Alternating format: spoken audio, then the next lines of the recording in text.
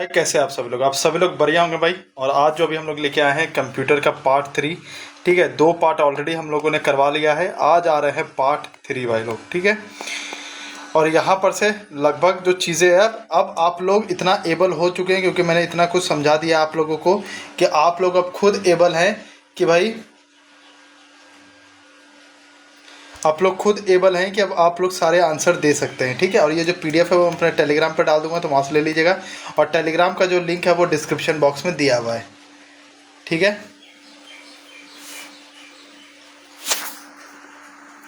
तो सबसे पहला क्वेश्चन है कि आस्की किसके लिए स्टैंड होता है। मैंने आप लोग को बताया कि 2 चीज़ें होता है, एक आस्की होता है, एक यूटीएफ होता है। आस्की इंग्लिश में होता है, ठीक है, इंग्लिश के लिए होता है। इंग्लिश लैंग्वेज को हम लोग बाइनरी कोड में चेंज करते हैं। ठीक है, तो बाकी देश बोला कि भाई कि इंग्लिश में ही, मतलब हर चीज़ क्या हम इंग्लिश में ही लिखेंगे। तो बोला नहीं, अगर मान लो ऐसा हो जाता कि हर चीज़ आप इंग्लिश में लिखते तो यानी कि हर नेशन को इंग्लिश सीखनी पड़ती, राइट। और इंग्लिश प्रीडोमिनेंट है किसी किसी कंट्री का, तो यानी कि इससे ये हो जाता है कि भाई उस कंट्री का डोमिनेंसी बढ़ जाता।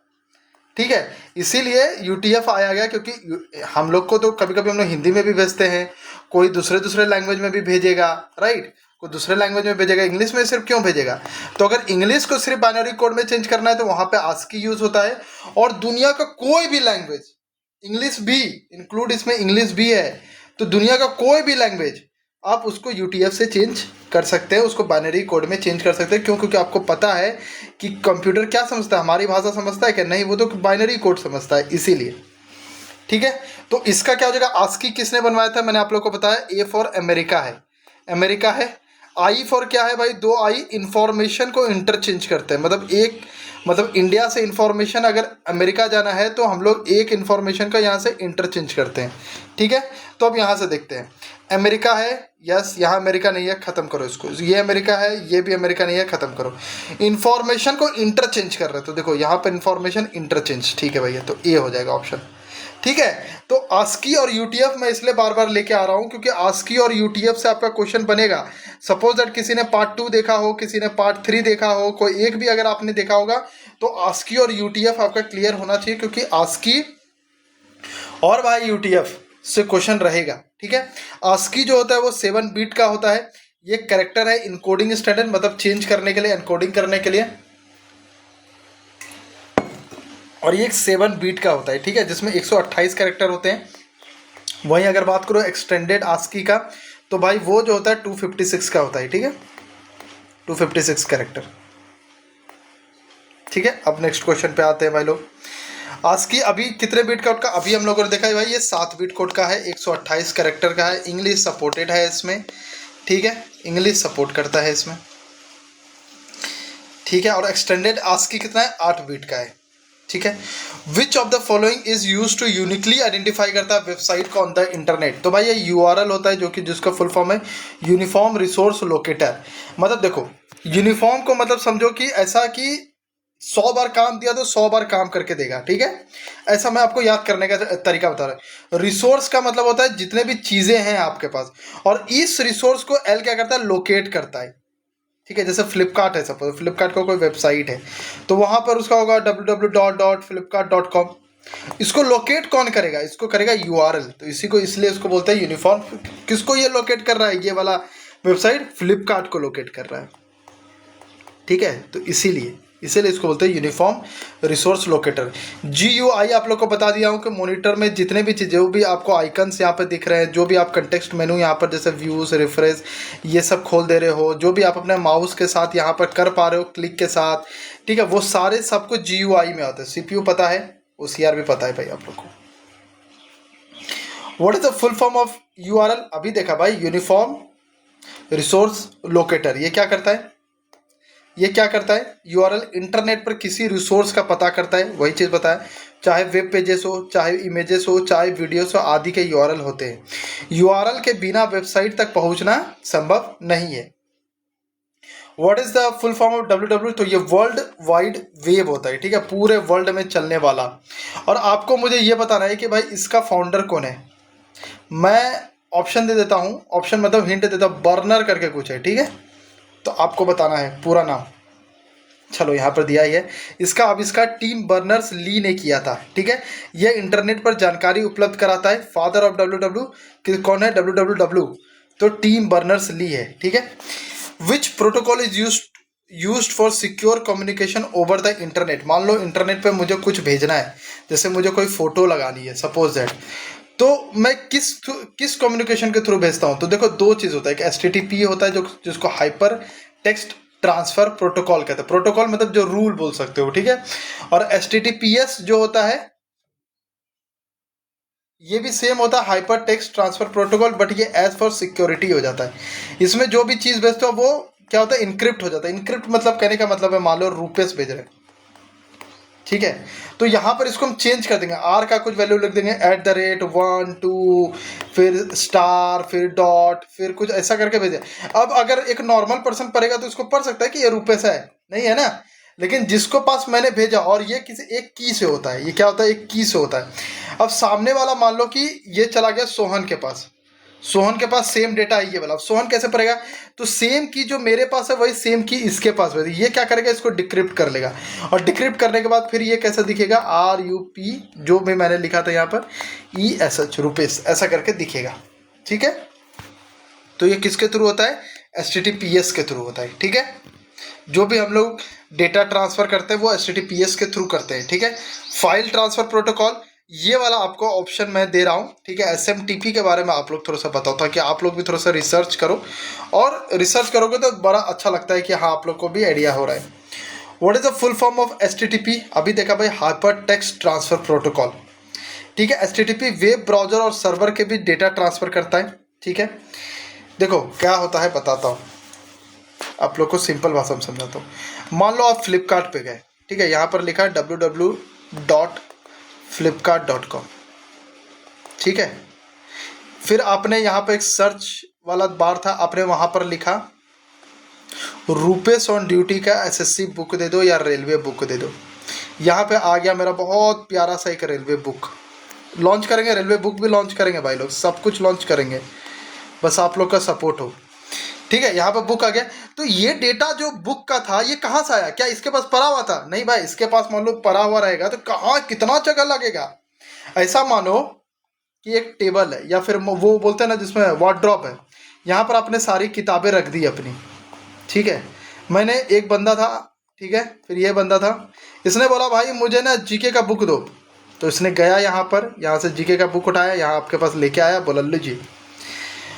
तो इसने बुक कहाँ रखा? ये वार्डरोब के रखा, वार्डरोब के पास रखा। अब ऐसा सपोज मान लो कि इसमें जितने बुक है ना ये अपना हाथ में पकड़ के रखा है, तो क्या पकड़ पाएगा? रख पाएगा? नहीं रख पाएगा ना। उसी तरीके से ब्राउजर भी अपने पास चीजें नहीं रखता है। ब्राउजर क्या करता है? डेटाबेस के पास जाता है। डेटाबेस कहाँ होती है? सर्वर के पास होती है, सॉरी माफ कीजिएगा, डेटाबेस के पास होती है। सर्वर यहाँ पर जाता है, सर्वर डेटाबेस से चीजें लेती है, सर्वर यहाँ पे दे देती है चीजें इसको, ठीक है। तो ये डेटाबेस के पास सारी चीजें रहती है। तो वही हाइपर टेक्स्ट ट्रांसफर प्रोटोकॉल क्या करता है? जब ये डेटा यहाँ से यहाँ आ रही है ना, तब ये प्रोटोकॉल जो है वो फॉलो करता है कि भाई किस तरीके से आपका डेटा जो है वो यहाँ पे आएगी, ठीक है। तो ये चीजें हो गई। कौन सा नेटवर्क भाई कवर करता है लार्जेस्ट ज्योग्राफिकल एरिया? लैन, पैन, मैन, वैन। मैंने इसके बारे में भी आपको बता दिया है, इसके बारे में बता दिया, इसके बारे में बता दिया हूँ, इसके बारे में नहीं बताया हूँ। तो ये चीज़ आप लोग के लिए होमवर्क, क्योंकि ये 3 के बारे में मैंने बता दिया है, ठीक है। लोग 1 मिनट रुकिएगा, मुझे थोड़ा सा पानी बस पीने दीजिएगा।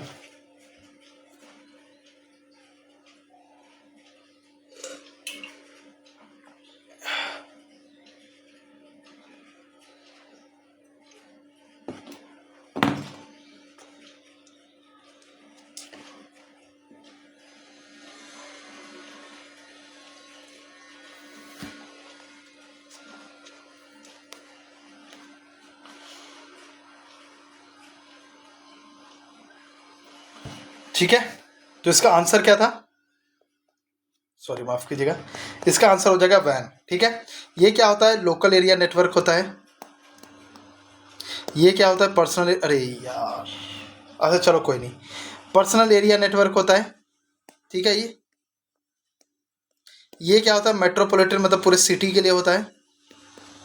और ये क्या होता है? Wide area network, globally use करने के लिए, ठीक है। लोकल एरिया मतलब लगभग 100 मीटर समझ लो, ये 10 मीटर समझ लो, इसका मान लो कि पूरा एक शहर जितना भी बड़ा हो गया, और ये तो पूरा एक कंट्री हो गया। ठीक है,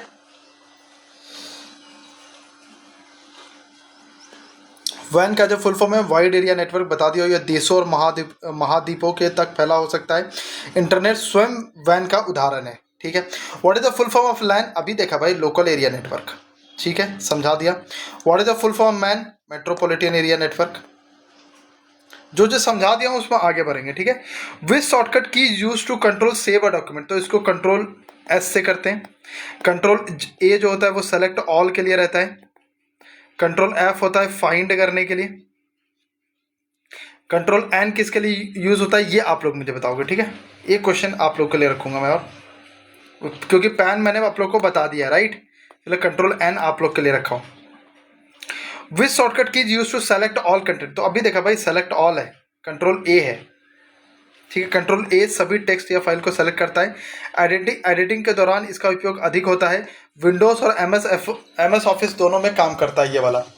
ठीक है, अगर आपको क्या, अब वैसे मैंने ऑलरेडी कंट्रोल के सारे शॉर्टकट्स की बता दिया हूं, बट अगर आपको अभी जानना है क्या, ठीक है, तो एक जगह ढूंढते हैं पहले कि एक बार आपको सारे शॉर्टकट की मैं एक बार बता देता हूं यहाँ पर। ठीक है, तो कंट्रोल ए की बात करते हैं तो कंट्रोल ए होता है सेलेक्ट ऑल। ठीक है, कंट्रोल बी की बात करते हैं तो ये बोल्ड होता है, यहाँ कंट्रोल समझ लेना कि यहाँ पर कंट्रोल लिखा हुआ है। ठीक है, बोल्ड होता है। सी फॉर कॉपी होता है। डी फॉर डायलॉग बॉक्स खुलता है। ठीक है, ई फॉर सेंटर अलाइन, क्यों, ई फॉर 5 हो गया, और 5 हमेशा सेंटर पे होता है। या फिर ऐसे याद रख सकते हो, ई फॉर इक्वल होता है। इक्वल मीन्स सेंटर अलाइन, मतलब एकदम सेम सेंटर पे, ई से इक्वल। एफ फॉर फाइंड होता है। फाइंड मतलब सर्च जो आप करते हो। अरे मान लो देखो ऐसा होता है, यहाँ पर मैंने बहुत सारे में रुपेश रुपेश लिख दिया है 10 बार। अब आपको मैं बोल रहा हूँ कि भाई ये 100 लाइन है उसमें रुपेश ढूंढो, तो क्या एक एक करके आप ढूंढोगे? नहीं, सीधा कंट्रोल एफ करोगे, वहाँ पर रुपेश लिखोगे, रुपेश जहाँ जहाँ होगा हाईलाइट हो जाएगा। ठीक है, जी फॉर होता है go to. G for go to. H होता है रिप्लेस के लिए। एच मतलब हटाओ, हिंदी में अगर बात करो तो हटाओ, हटाओ से क्या हो गया, रिप्लेस। आई फॉर होता है इटैलिक। अगर आपको वर्ड ऐसे करने हैं, मान लो अभी मैंने ऐसे रुपेश लिखा, अब आपको वर्ड ऐसे करने हैं, थोड़ा सा नीचे अलाइन कर देना है। देखो इसमें एंगल 90 डिग्री है, इसमें एंगल थोड़ा सा 60 डिग्री चला गया है, तो इसको इटैलिक बोलते हैं। ठीक है, आई हो गया। J for justify. जस्टिफाई का कहने का मतलब होता है कि हर एक चीज़ें एक इसी यहाँ से शुरू होगा, ऐसा नहीं कि एक यहाँ शुरू हुआ फिर यहाँ हुआ फिर यहाँ हुआ फिर यहाँ हुआ, ऐसा नहीं। ठीक है, के फॉर हाइपर लिंक। देखो हाइपर लिंक का ना ऐसा दिखता है, तो के से याद रखो की।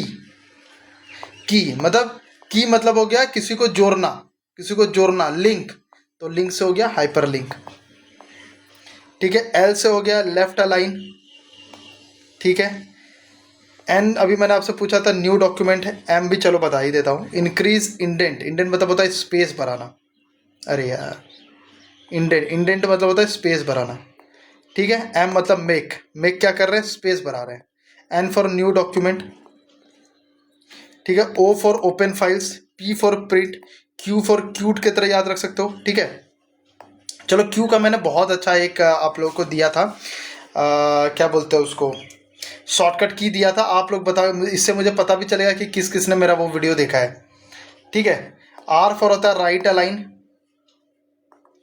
एस फॉर सेव होता है। टी फॉर होता है new tab. U for underline. V तो सबको पता होता कि भाई ये पेस्ट है। डब्लू से विंडो याद रखो तो क्लोज टैब। ठीक है, कंट्रोल सब में लिखा हुआ है, एक चीज़ याद रखना, कंट्रोल डब्लू क्लोज टैब, या आप डायरेक्ट विंडो पे चले जाओगे। एक्स होता है कट। वाई होता है रीडो, और जेड होता है अंडू। ठीक है, आई होप सो कि हर चीज़ रिवाइज हो गई आपकी। Which shortcut key is use to search text, अभी बताया भाई, ये तो राइट अलाइंड है, ये न्यू डॉक्यूमेंट है। एफ फॉर फाइंड है। पी फॉर क्या है, प्रिंट है। ठीक है, which shortcut key permanent delete file, मतलब रिसाइकल बिन में नहीं जाएगा, सीधा डिलीट हो जाएगा, तो ये शिफ्ट डिलीट होता है, ठीक है। तो ये चीज़ सोच समझ के करना, क्योंकि ये रिसाइकल बिन में नहीं जाएगा, ये सीधा का सीधा आपका क्या करेगा, डिलीट कर देगा परमानेंटली, ठीक है। विच शॉर्टकट की ओपन टास्क मैनेजर डायरेक्टली, तो भाई कौन सा करता है, ये सभी लोग यूज करते हैं, कंट्रोल शिफ्ट ESC, ठीक है। इससे क्या होता है, आप डायरेक्ट जो है वो टास्क मैनेजर के अंदर जा सकते हैं, ठीक है।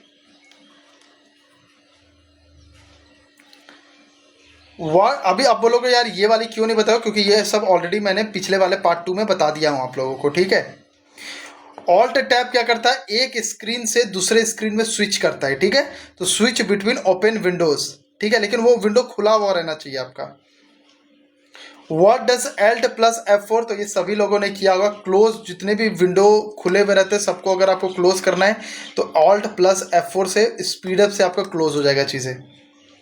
कंट्रोल X, अभी आप लोग को बता भाई कि X है उसको हटा दो, कट कर दो, तो कट हो गई। कंट्रोल Z का मुझे फिर से बताना पड़ेगा, अभी मैंने आप लोग को बताया था। Y क्या होता है, रेडो। Z क्या होता है, अंडू, ठीक है। और एक क्या क्वेश्चन है, कंट्रोल Y, जो अभी हम लोगों ने देखा रीडो होता है। तो आई होप सो कि आप लोग को चीज़ें समझ आ गई होगी। कंप्यूटर का ऑलरेडी अब लगभग सब कुछ खत्म हो चुका है, एक वायरस का बचा हुआ है, तो वायरस के मैं PYQ आप लोग को सब कुछ करवा दूंगा, ठीक है, अच्छे से, ताकि वायरस से रिलेटेड अगर कोई चीज़ आए तो आप वो चीज़ क्लियर कर लो, ठीक है। तो चलो बाकी अगले वीडियो पार्ट में मिलते हैं, पार्ट 4 में। और अभी मैथ का भी PYQs लेके आऊँगा, GK GS भी आ रहा है। आप लोग का SSC CHSL में कोई अगर डाउट है कि क्या फॉर्म में क्या सब कुछ करना रहता है, वो भी वीडियोस आ रही है, तो सब्सक्राइब करके रखेगा। जय हिंद, जय भारत।